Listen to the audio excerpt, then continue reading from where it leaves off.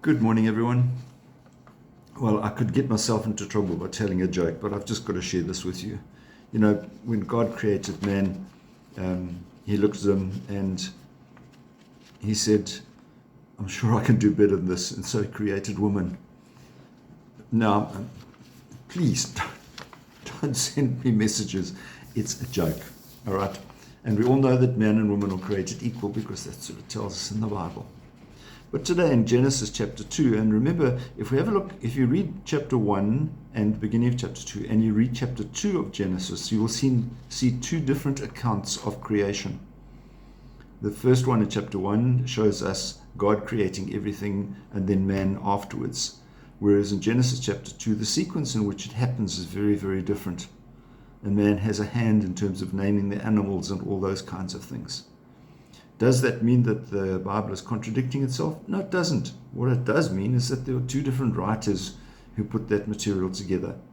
Remember that the Bible is not the words of God, it is the word of God, it's the message of God, which is presented to us however the writers were able to present it. So what we find in chapter 2 then is a different sequence in the way in which creation occurred. And in that it says that a woman was made from the rib of a man.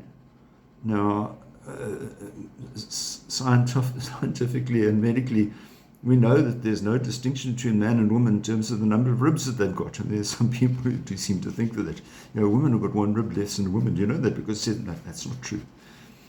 What it's saying is that man was made and women were also made, but they were made so they are so interdependent on one another.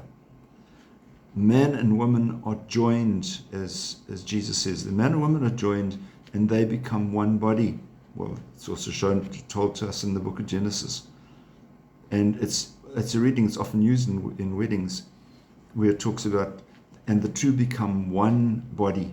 Now, the process of becoming one body clearly is that they unite themselves to such an extent that they are inseparable and they are interdependent on one another. And so people who get married need to compromise because you can't just simply bring your own identity in and then insist that other people accept that. That's a recipe for disaster. But also the process of becoming one body means that they procreate and therefore one being comes from their love for each other. Have a wonderful day. Keep yourself safe. God bless. Bye-bye.